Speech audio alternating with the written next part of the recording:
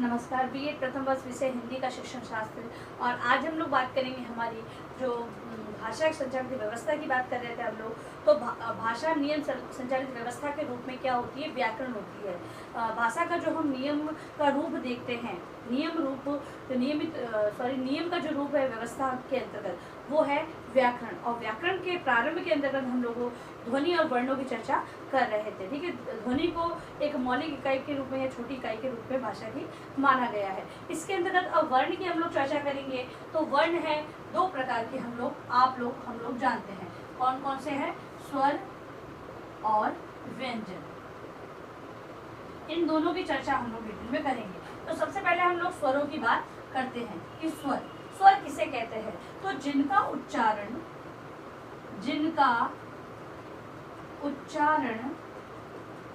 स्वतंत्र रूप में होता है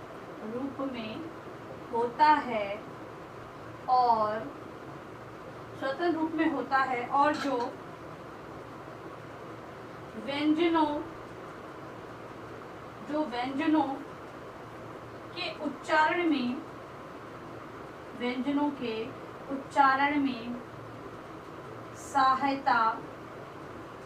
सहायता प्रदान करते हैं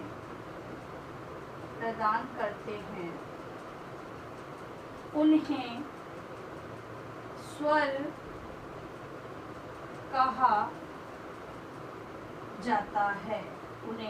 स्वर कहा जाता है। हिंदी भाषा में स्वर 11 माने गए हैं। हिंदी भाषा में स्वर 11 माने गए हैं। कैसे? तो अ, आ, ई, उ, री, ए, ऐ, ओ, औ। देखिए 11 अ और अ वो अनुनासिक के अंतर्गत चले जाते हैं। ठीक है, तो इसीलिए इनकी 11 संख्या होती है। परिभाषा को समझेंगे तो जिनका उच्चारण स्वतंत्र रूप में होता है और जो व्यंजनों के उच्चारण में सहायता प्रदान करते हैं उन्हें स्वर कहा जाता है। और हिंदी में स्वरों की संख्या 11 है। अब यहाँ पर पहली बात तो ये समझ में आ गई, क्योंकि इनका स्वतंत्र उच्चारण है, इनको किसी की सहायता से नहीं बोला जा रहा है। लेकिन अब व्यंजनों की बात करें तो जैसे कि व्यंजन क है, समझ लेंगे यहीं पर ये क है। अब क के अंतर्गत निहित है अ। कैसे? तो क के अगर हम टुकड़े करते हैं तो ये इस प्रकार से आता है, तो बनता है क। ठीक है, इसीलिए ये कहा जाता है कि स्वरों की सहायता से व्यंजनों का उच्चारण संभव है। तो इस प्रकार भाषा के रूप में स्वर की परिभाषा ये होती है। अब स्वर के जो वर्गीकरण है उसकी चर्चा हम लोग करेंगे। स्वर का वर्गीकरण।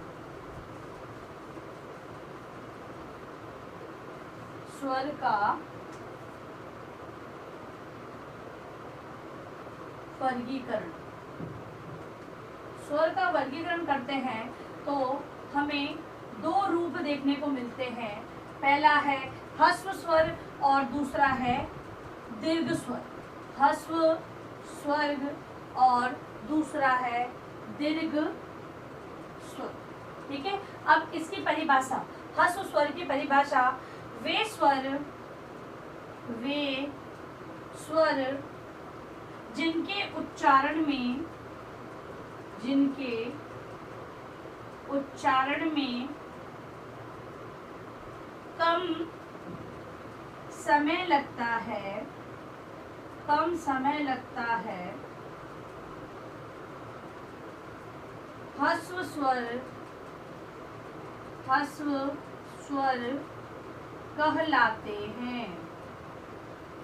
कहलाते हैं। जिनके उच्चारण में समय कम लगता है वे ह्रस्व स्वर कहलाते हैं।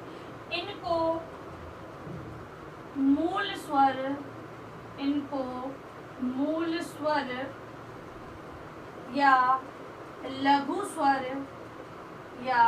लघु स्वर के नाम से भी पुकारा जाता है।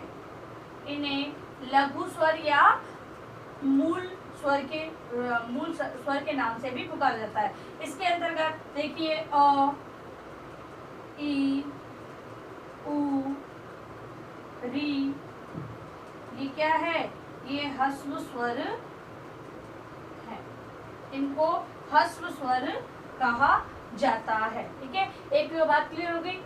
स्वर है उनको दो भागों में, ह्रस्व स्वर वे स्वर जिनके उच्चारण में कम समय लगता है वे ह्रस्व स्वर कहलाते हैं। इनको मूल स्वर या लघु स्वर के नाम से भी जाना जाता है। तो प्रश्न बन सकता है कि स्वरों के अंतर्गत जो लघु स्वर है किसे कहते हैं और वो कौन कौन से होते हैं। तो ये हम लोग ह्रस्व स्वर के बारे में हमें लिखना होगा। अब लिखें दीर्घ स्वर। दीर्घ स्वर के बारे में हम लोग जानेंगे। इसका जो दूसरा प्रकार है वो है दीर्घ स्वर। तो वे स्वर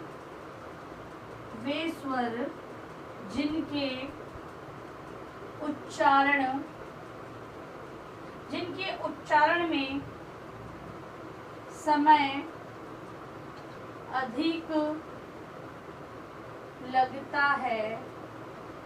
अधिक लगता है, दीर्घ स्वर लगता है, दीर्घ स्वर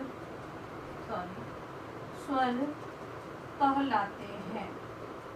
परिभाषा, जिनके उच्चारण में समय अधिक लगता है वे दीर्घ स्वर कहलाते हैं परिभाषा के रूप में। अब ये दीर्घ स्वर होते हैं आ, ई, उ, ए, ऐ और ओ, औ। ये है हमारे स्वर, ये है दीर्घ स्वर उ, ए, ऐ और ओ, औ। ठीक है, ये है दीर्घ स्वर जिनका उच्चारण में समय अधिक लगता है अपेक्षाकृत ह्रस्व स्वर की अपेक्षा इनके उच्चारण में समय अधिक है। जैसे अ बोलते हैं आ बोलते हैं तो आ में अधिक समय लग रहा है सॉरी। ई को बोलते हैं तो कम समय लगता है और ई बोलते हैं तो समय अधिक लगता है। इस प्रकार से इनके उच्चारण में अधिक समय लगता है। अब हम बात करेंगे स्वरों का उच्चारण। स्वरों का उच्चारण दो प्रकार से होता है। पहला है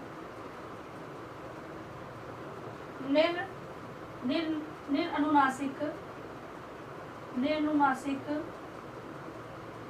और अनुनासिक, और दूसरा है अनुनासिक। इनका उच्चारण मुख से होता है, इनका उच्चारण मुख से होता है। देखो स्वरों का उच्चारण भी दो प्रकार से बताया गया है, निर्नुनासिक और अनुनासिक। निर्नुनासिक के अंतर्गत होता है उच्चारण वो होता है मुख से होता है। ठीक है, तो इसके अंतर्गत जो वर्ण बताए गए हैं उसे अ, आ, ई, उ, ए, सॉरी री भी है, री भी इसी के अंतर्गत है, री, ए, आई, ओ, औ। ये है निर्नुनासिक। देखिए इनमें थोड़ा अंतर है, वो केवल चंद्र बिंदु का है। जो चंद्र बिंदु आ जाता है तब वो अनुनासिक हो जाते हैं। अब अनुनासिक के बारे में समझेंगे। इनका उच्चारण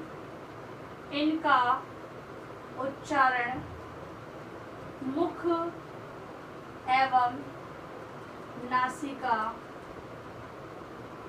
दोनों से होता है, इसीलिए इन्हें अनुनासिक कहते हैं। और अनुनासिक के अंतर्गत जो देखो वर्ण है तो इस प्रकार से चंद्र बिंदु, ठीक है, आ, उसके अंतर्गत भी चंद्र बिंदु, ई है उसके ऊपर भी, और ये वाला ई है जिसमें इसमें भी, इसके बाद ऊ,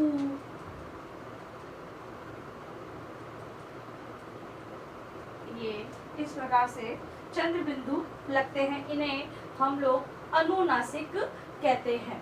अब इनके उदाहरण, अनुनासिक के उदाहरण देख लेते हैं। जिससे कि हमें ज्ञात हो जाए कि अनुनासिक पे और ये निरनुनासिक है, इसमें कैसे फर्क है। तो जैसे अ से हम लोग बना रहे हैं, अ का उपयोग करते सवार बना रहे हैं, जैसे घुड़सवार, ठीक है।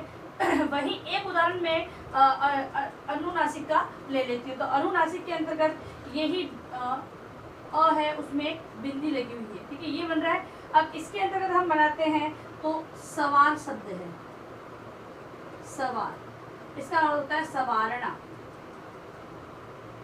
सवारना, किसी चीज को सुंदर बनाना या अच्छा सा बनाना, ठीक है, सवारना, ठीक है, ये सवार है। तो यहाँ पे देखो ये ए है बिना निरनुनासिक है, और ये अनुनासिक का प्रयोग अ का हो रहा है, यहाँ पे अ का प्रयोग हो रहा है, लेकिन अ बिंदी लग रही है, इसलिए इस प्रकार से ये होते हैं। ऐसे बहुत सारे जो ये वर्ण है, इनको दोनों को अलग अलग इस प्रकार से समझा जा सकता है। हम लोग इनका जो अंतर है वो शब्दों को बनाते हुए इसका अंतर हम लोग कर सकते हैं। तो इस प्रकार से स्वरों का उच्चारण किया जाता है। अब आप लिखिए गृहकारी प्रश्न।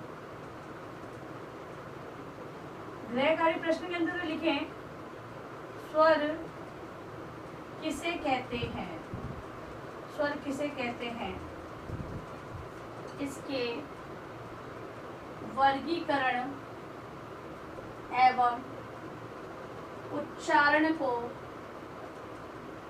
स्पष्ट करें। वर्गीकरण और उच्चारण को आपको स्पष्ट करना है, ठीक है। और इस प्रश्न के उत्तर को अपनी उत्तर पुस्तिका में आप लोगों को अनिवार्य रूप से लिखना है। और अंत में इस महामारी के दौर में आप लोग बहुत ही ज़्यादा अगर आवश्यक कार्य होता है तभी आप लोग घर से बाहर निकले। बाहर निकलते तो 3 बातों का विशेष ध्यान रखें, मास्क लगाएं, सोशल डिस्टेंस बनाएं और हाथों को बार बार सैनिटाइज करते रहें। सुरक्षित रहे, सभी का ध्यान रखें। धन्यवाद।